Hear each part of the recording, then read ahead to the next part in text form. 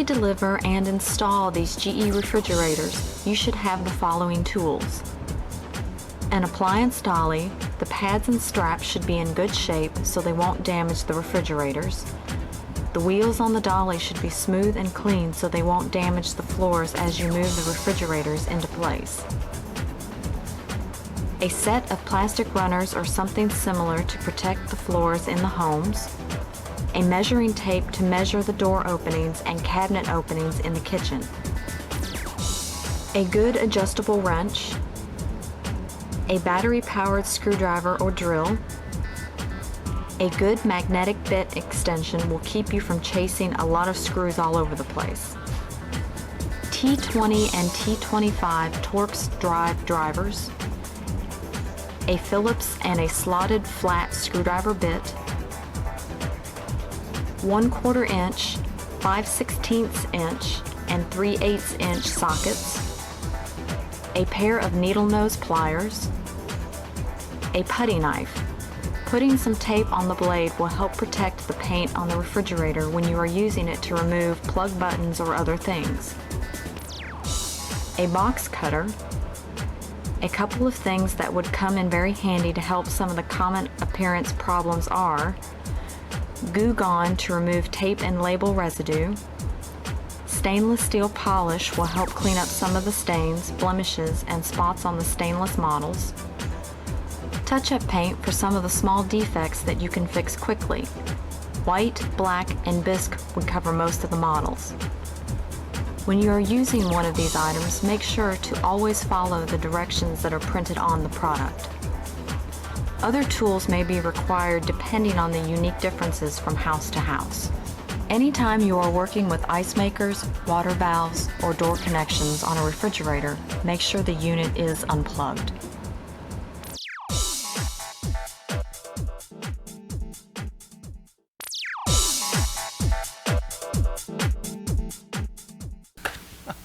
Hey, Tony.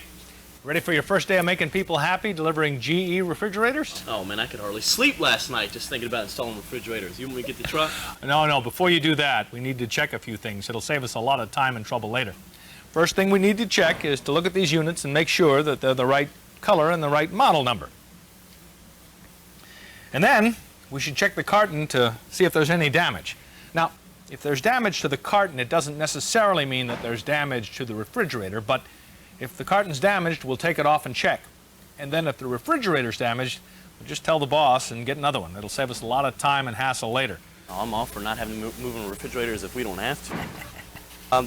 SHNBS, is that what you have? Yep, that's what the invoice says, so we'll only move this one once. So we'll go ahead and check all our orders for today, and then we'll load them up. Okay?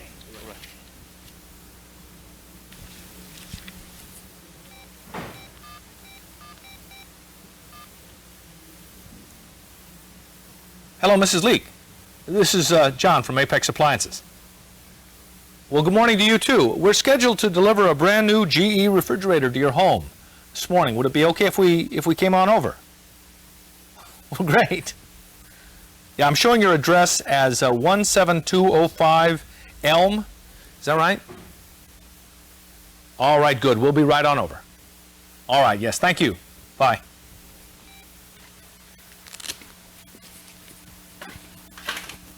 Did you talk to Miss Leek? Yes, she's ready, and we can go ahead and get loaded. All right, well, I got the dolly. Whoa, Tony, no, don't put the dolly there. Always use the dolly on the side of the refrigerator, even when it's in the carton. Look, the pack has been designed to protect the refrigerator when it's being moved in many different ways. There are pictures here on each side of the carton to show you what side you can use when you're using different methods to move the refrigerator. Now, this picture of the man with the dolly here on the back and on the front has a line through it. So that means you're not supposed to put the dolly here.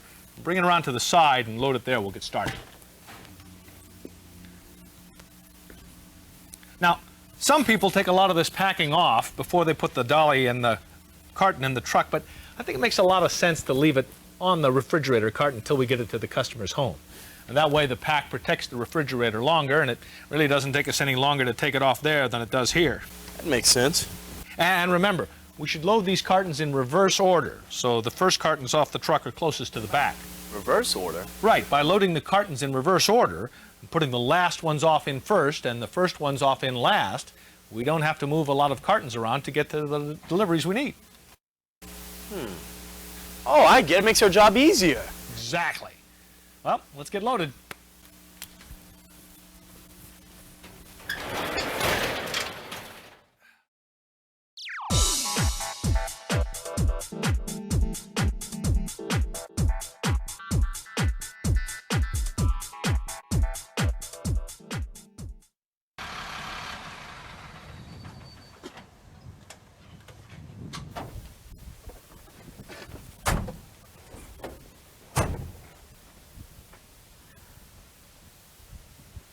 Okay, Tony, let's get the door open.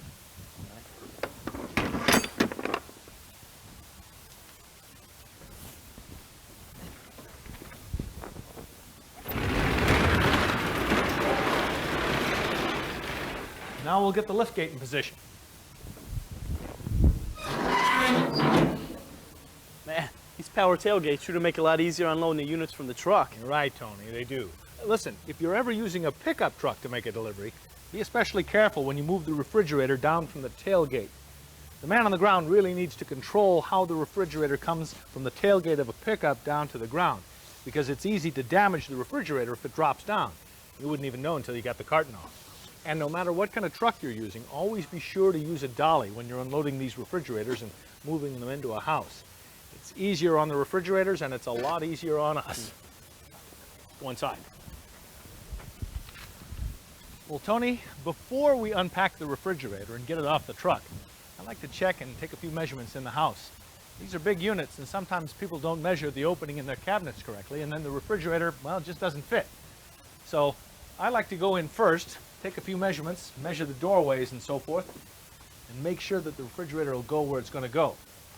A few minutes right now can save you and the customer a lot of grief later on, so we'll check up on a few things, and then I'll help you get the refrigerator off the truck and we'll unpack it. Hi. Hi, Mrs. Leek. Yes. I'm John, and this is Tony. Hi. We're here to install your new GE refrigerator. Great. But before we do, we need to check inside and take a few measurements. Would that be all right? That's fine. Come on in. Let me show you to the kitchen. Thank you.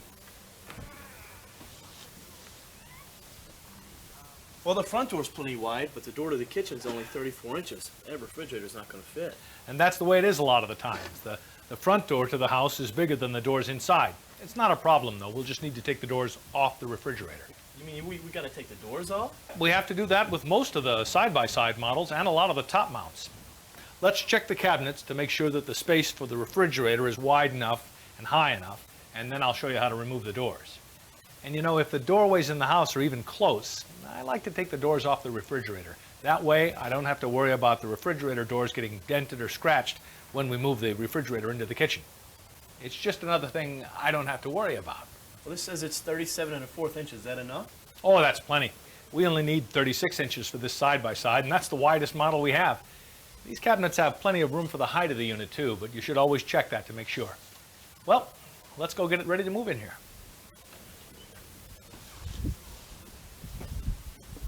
You know, John, since we're here, shouldn't we just go ahead and measure the width of the door anyway? Go ahead.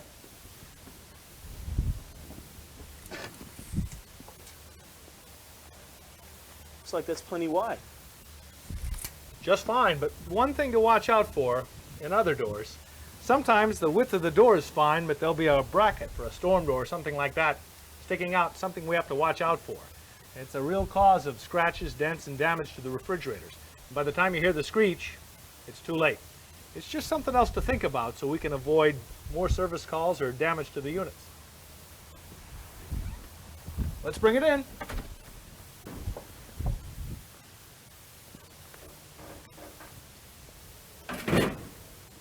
All right, Tony, we'll tip it toward me.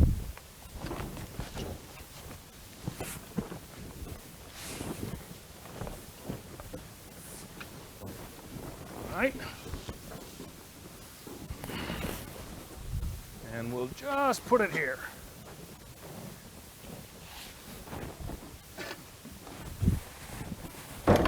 Good. Tony, go ahead and get the box cutters from the toolbox, would you? Will we need anything else? I don't think so. On some cartons, you'll find there's a steel band around the bottom or the middle that you'll need to use a side cutter for. We'll move the dolly out of the way and then we'll cut the carton. All we need to do is to cut along this dotted line on the bottom of the carton and then we'll lift it off. Well, that was nice of them to put that dotted line there to cut. Well, yeah, but that's not why it's there. It's there to show you how to cut the carton safely. If you cut through the carton above this line, you might cut too far in and damage the refrigerator. This line is below the refrigerator, and so you can't do any damage.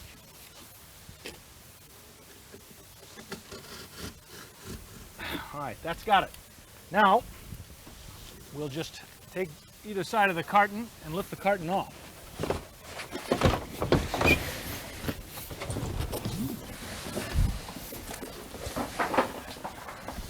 That's right.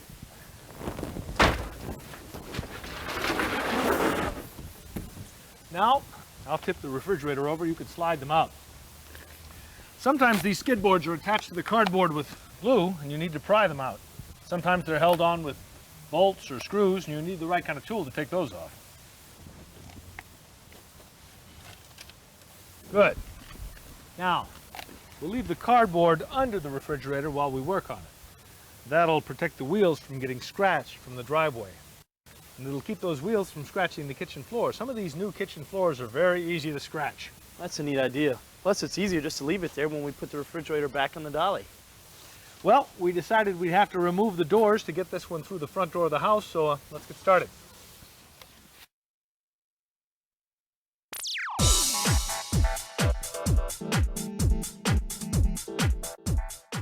Now, to take the front doors off, we're going to have to take off the front grille. It's held on here by two Phillips screws. Some grills on some models are just held on with clips.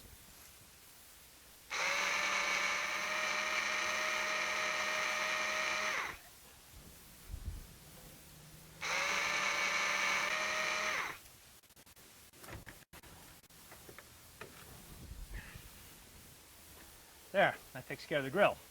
Well, now that the grill's off, do we take off the doors? Yes, but first we have to disconnect the water line and the electrical connectors from the bottom hinge of the doors. That's one of the biggest problems we have in service calls on these side-by-side refrigerators. When these connections get put back together, something goes wrong. So I'll tell you what I do. As we go through this installation, I'll point out the problems that the quality people have told us are creating SCR issues on side-by-side refrigerators. And then, when you install one yourself, you'll know exactly what to look out for.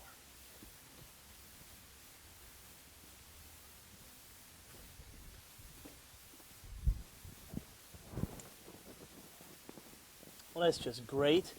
First thing I try to do by myself, and I can't do it. Hey, John, how do I disconnect this blue connector thing from the water line? Well, it's easy.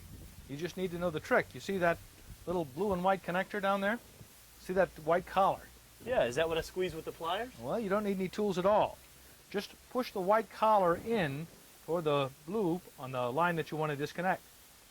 And then pull the water line out. Oh. You just need to get the knack of pushing the white collar in at the same time you pull the water line out. And then it's easy. And while you're down there, you might as well disconnect the electrical connectors too. Some of those have a locking tab that holds them together.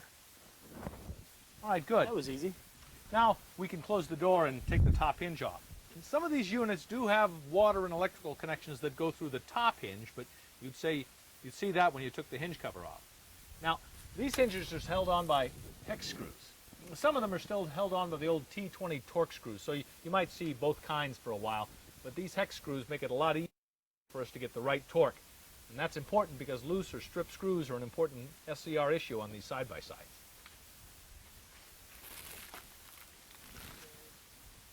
All right, that should about do it. Now, we'll put these parts, these screws and this top hinge, somewhere where we won't lose them. The top pan of the refrigerator might be the right place. That's good. Now, Tony, we're ready to lift the freezer door off. I'll lift the door up, and you feed the water line and the electrical harness up through the hinge.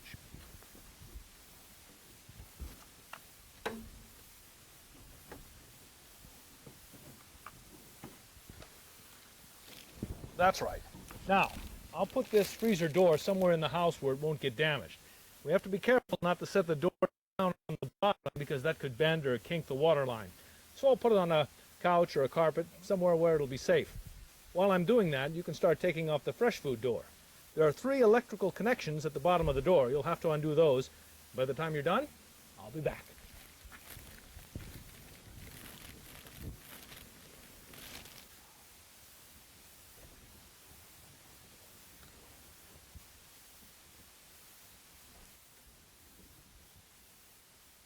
Hey John, what about this green wire connected to the hinge? Oh, that's the ground wire. That's all right. You can leave that. Now, if the hinge had to come off, well, you'd need to disconnect that ground wire, but you don't have to on this one. Now, go ahead and take the top hinge off. I'll hold the door for you.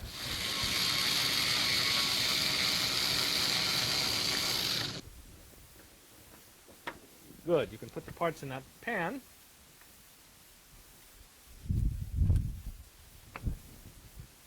And that way we won't lose them. Now, you go ahead and lift the door up, and I'll watch the lines for you.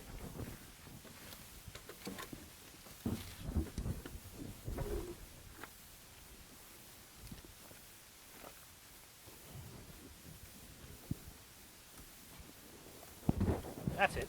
Now, go ahead and set that door in next to the freezer door, down on the carpet, and it won't get damaged. Hey John, while you're getting a dolly, I'll go ahead and start taking all this pack out. Oh, no, wait a minute.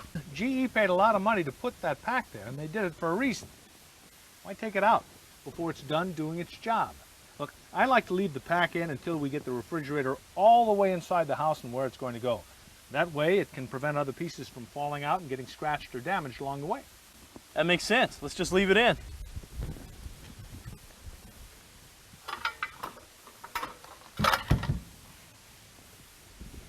There you go.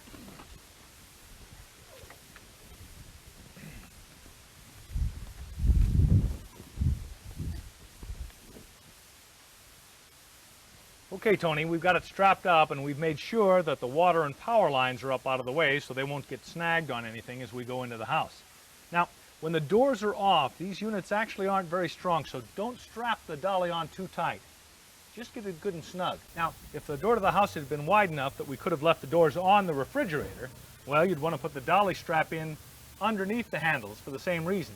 You can bend or damage or even break the handles if the strap's too tight. All right, let's get the heavy part of this job over. Tip it toward me. That's right. I'll drive and you just give us a push when we need it. And be careful not to get those water lines in the back hung up as we go through the door. We'll also have to watch that bracket in front. All right, Tony, you watch the back and the water lines. I'll watch these brackets in the front.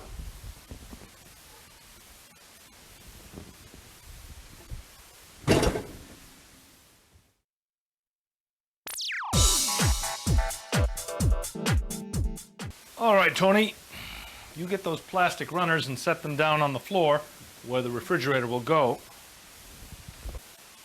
Right about there. Okay, are the wheels going to hit those plastic runners? Hang on, let me move this one just a little bit. Okay, go ahead and sit it down. All right, here we go.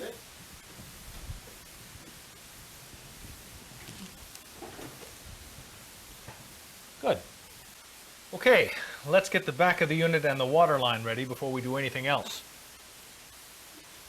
I'll use this pitcher. Mrs. Leek said we could use it to purge the water line. Now, you always want to purge the water line when you hook up a new refrigerator. Especially in new houses, there could be all kinds of junk in the water line. Dirt, bugs, sawdust, anything. This will save a service call later. A lot of times a tech will come out for a no ice or no water dispensing call, and all he does is clean out the filter because it's trapped all the junk that was in the water line. Looks okay. Okay, Tony, bring me the screwdriver with the 5/16 socket extension on it, and I'll take the access panel off. Okay.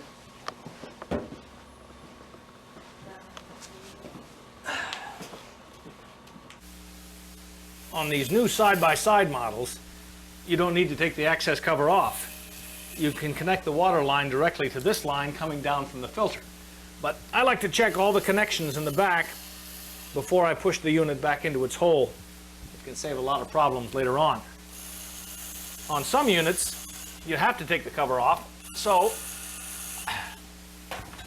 that you can connect the line directly to this connection on the valve.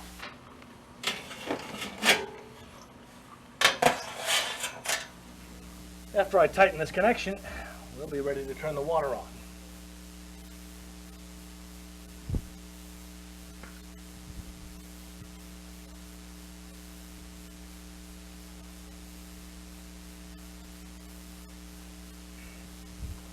I almost forgot. We have to attach the water line to the back of the refrigerator. They put this strain relief here on the back of the case, and we'll use that to attach the water line with. What does that do? Well, you need to put this on to anchor the water line to the back of the case. This strain relief will keep all the stress from moving the refrigerator in and out from going straight to the water line and causing leaks.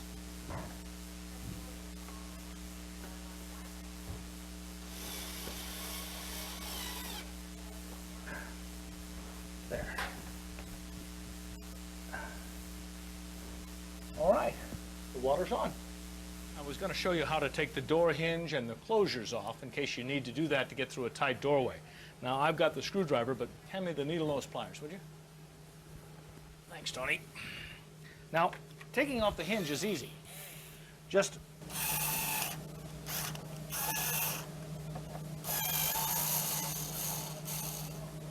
now, behind the hinge, there's a shim here, attached with a pop rivet. When you take the hinge off, make sure that that shim doesn't fall off and get lost. That can cause bad alignment problems with the doors. Well, I'll just tighten the screws back up now.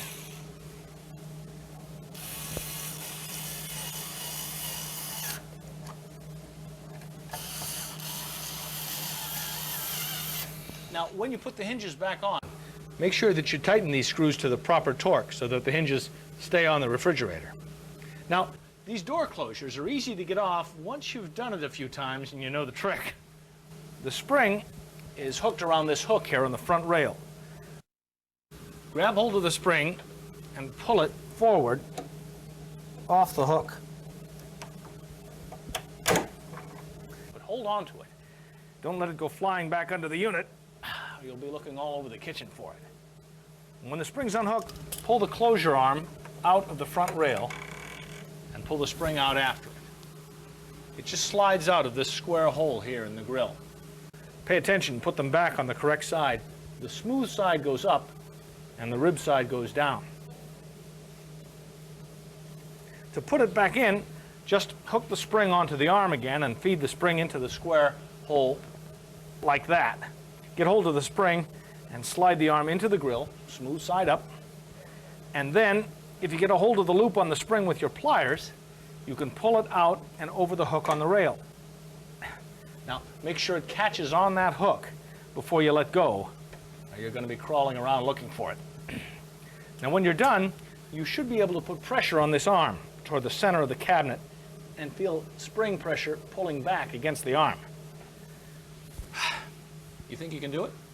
Sure, I'll show you. Oh, well, the next one we're installing is exactly the same model, so you can do that one by yourself. Okay. But for now, grab that freezer door and we'll put it on. I'll show you how to feed the water lines and electrical harness through the bottom hinge. Well, it looks like the hole in the hinge is too small for these harnesses to fit through. Well, hold the door over the hinge and I'll put the harnesses and the water line through. Now, there's not much to spare, but you must put the electrical harness through first and then the water line. They will fit. If you put the water line in first, it's very, very difficult. Now, lower the door down, wait until it's down on the hinge, then open it 45 degrees so that the cam closure on the bottom of the door doesn't hit the closure arm on the front. Otherwise it could break. There. Now, while you're holding the door, I'll put the hinge in the top. We put the hinge and the screws in that bin earlier to keep them safe. You need to make sure that you've got the left-hand hinge. You'll see there's a notch here in the left hinge that faces out toward the side of the refrigerator cabinet. Now, these hinges will go in on the wrong side. But that causes alignment problems, and the doors won't fit properly. I'll start these by hand.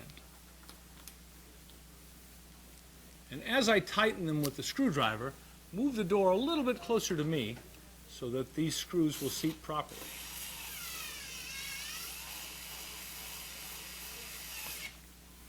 That's it.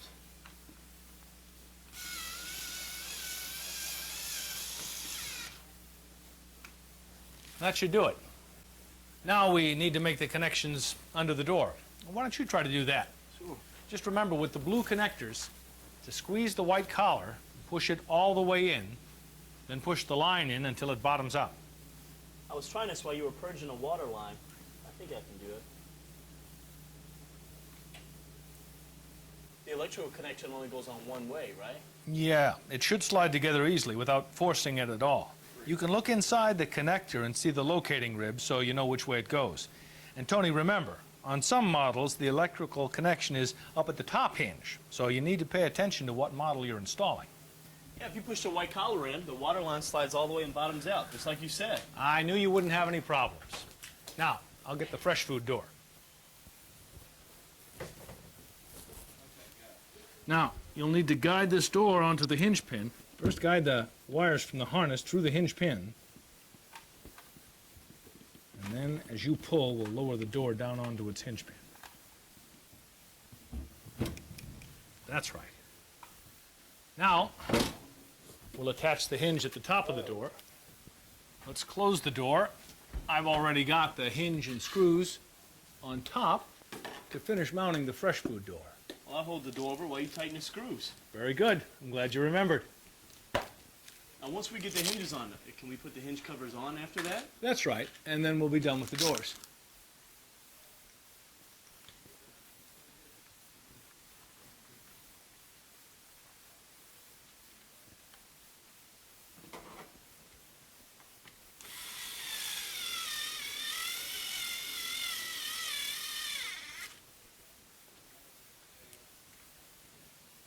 All right, good. We've got that done. Now, take this pitcher and purge the water tank. Just run 2 or 3 pitchers of water through the dispenser. We actually get service calls for the dispenser not working because the installer didn't purge the tank. People hit the dispenser, no water comes out, and they call for service. Well, this will fill the water tank in the bottom of the fresh food compartment, and it'll start purging all the air out of the system. If there's still air in the system, when you remove the pitcher, you'll get a little dribble of water down into the bottom of the dispenser. If that happens, it means there's still air in the system. So keep on running water through the system until, when you stop, there's no dribble. That means the air's been completely purged. And then you're going to hand it down. Well, this dribble's something else we get service calls for. The customer calls when the dribble's happening, and by the time the tech gets out here, the customer's used the dispenser so much the problem's fixed itself. But it's still a service call. How does it look now? Oh, no dribble. All right. Well, then let's check the back and the freezer for any leaks, and we'll push it back into its final resting stop. Well, it looks okay out here. How is it back there? It's dry back there. Well, great. Go ahead and put the access cover back on, and try not to strip out any of the screws when you do it. That can cause rattles. After you're done, come on back out here and we'll push it back. Okay. All right, access panel's on. All right, let's put the refrigerator in place. Good. Now we'll pull these runners out,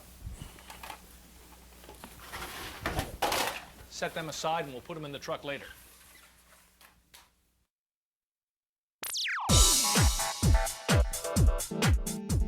All right, access panel's on. All right, let's put the refrigerator in place. Good. Now we'll pull these runners out, set them aside, and we'll put them in the truck later. Now, we've got to make one of the most important adjustments we need to make to have a properly installed refrigerator. And that's to adjust the mobility wheels and then adjust the fresh food door so that it aligns here at the top with the freezer door. Now, every house is different, and very few floors are perfectly level. Now that we have the refrigerator in the spot where it's going to stay, we'll need to adjust the mobility wheels so that the refrigerator sits solidly on the floor. It comes from the factory adjusted to sit perfectly on a level floor. And we need to make sure that we adjust the mobility wheels for this particular house. Now, watch as I rock the refrigerator. You see how it's rocking on the left front and right rear corners? Yeah, notice how the right side's moving more than the left. All right, now, let's open the door. Watch what happens when I adjust the left side mobility wheel. Now, watch what happens when I turn this adjustment screw. I'll turn it counterclockwise, which raises the wheel or lowers the cabinet. Try it now. It's not rocking nearly as much. Good. Is that good? That's exactly what we want. I'll just raise it a little bit more. And I think that's pretty good. Try it now. Oh, it's not really rocking at all now. Now that we've changed the mobility wheels, we need to check the alignment of these doors. We've adjusted the mobility wheels so that the refrigerator sits solidly on this floor. But in doing that, we've changed the alignment of the doors. The fresh food door is a little lower than the freezer door. Fortunately, we can fix that with an adjustment screw at the bottom of the fresh food door. Now, it can take a 7/16 or sometimes a 5/16 open-end wrench. I'll use this adjustable wrench. Now, if you turn this adjustment screw from left to right, you raise the door. I think it's about a 1/16 of an inch too low, so we'll raise it. If you needed to lower the door, you'd turn your wrench from right to left. How is it now? Yeah, that looks good. That looks level. All right. Yeah, why'd they say that's so difficult? That only took us about 2 minutes to do. Well, you're right, Tony. It's not hard. But mobility and the alignment of these doors, two of the biggest problems in SCRs that we've covered so far today. Well, Tony, we're almost done installing your first refrigerator, but let's take out the rest of the shipping pack and run a couple of other checks before we say we're done, okay?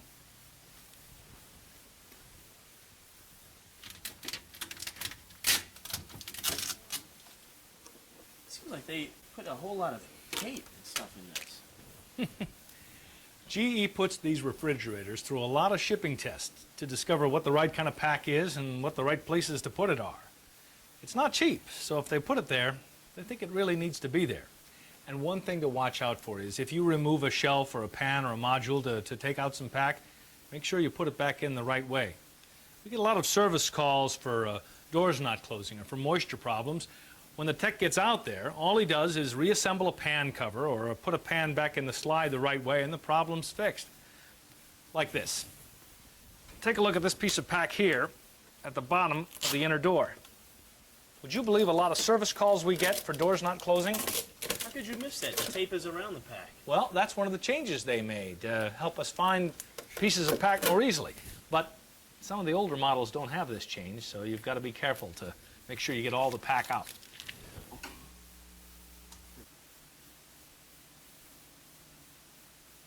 Is the ice maker on? How would you know? That green light. That should be on. Oh, it's not on. All right, it needs to be turned on. Good. We hooked up the water, so we need to make sure that the water's on and the ice maker's on. Now, if for some reason we didn't turn on the water, we need to make sure that the ice maker is turned off. Because if the ice maker's on and the water's not on, well, the ice maker could get damaged and it could even mess up the freezer liner.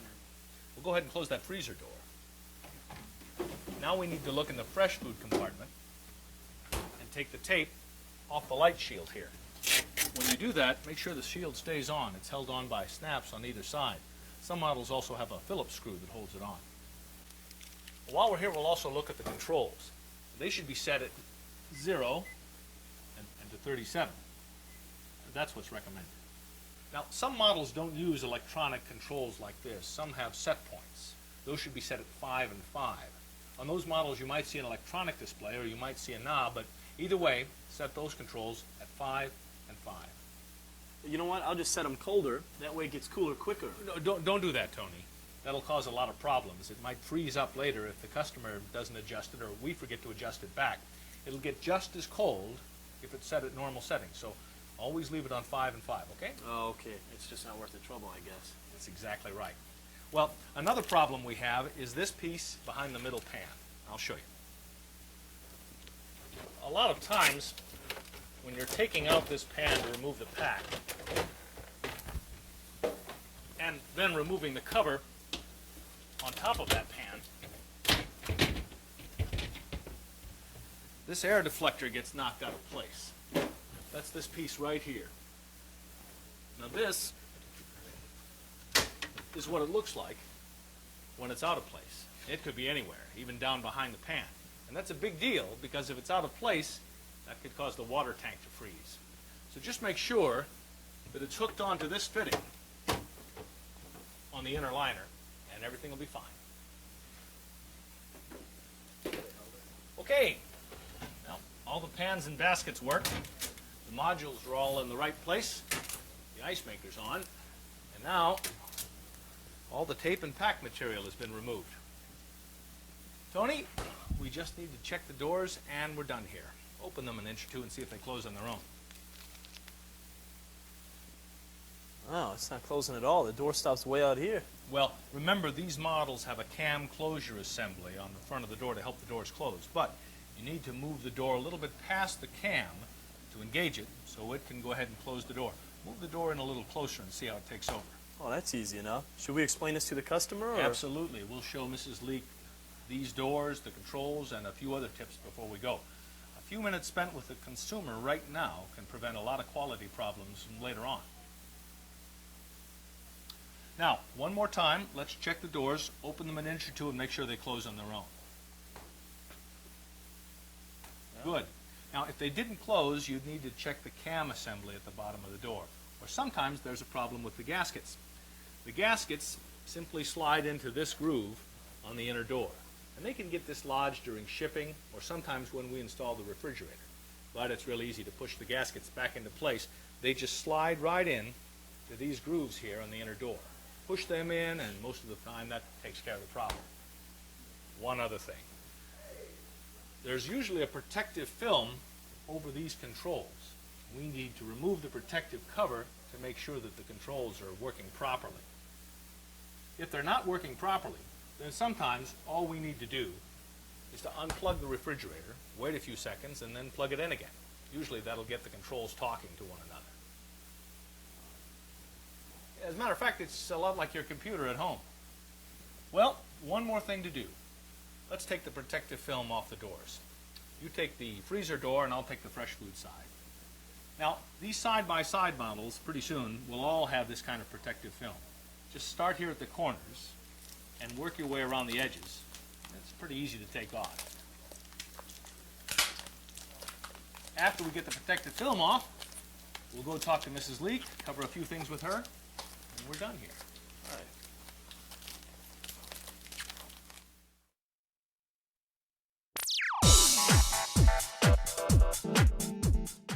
Well, Tony, we're just about done. We just need to go over a few things with the new owner and we'll be ready to go.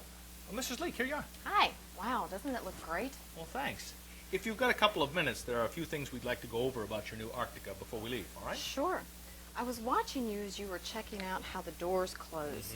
On my old refrigerator, it closed by itself. Well, is this one different? It is a little different. The Arctica has a cam closure assembly at the bottom of the door that helps the door to close. But when the door gets to this point, you need to push it past the cam, and then it closes on its own. Wow, that's a little different, but I think I like it. Well, we did check, and the doors are operating the way they're supposed to. But one thing you do need to watch out for is if you have something on a shelf or here on the inner door that holds the door open. If you get a lot of moisture here or in here, check to see that there's nothing sticking out on the inner door on the shelves that's keeping the door from closing properly. Well, just be careful to put things in the proper place. Okay. Now, do you have any other questions before we go? Actually, yes. How long will it be before I have ice I can use? The freezer does have to cool down before the ice maker can work. That could take as much as 24 hours. And then you should throw out the first 4 or 5 batches of ice that you make, just in case there's any junk in the ice maker or the lines. So depending on how much you use ice, you should be able to fill your bucket up in about 3 or 4 days. Okay, great. Well, thank you very much for taking the time to explain things to me before you left. I think I'm really going to enjoy my new Archico refrigerator. I think you will too. If you have any questions or problems, you can call us, or you can call 1-800-GE-CARES, and they'll be happy to take care of your problem. Great. Thank you so much. Thank you, and good luck.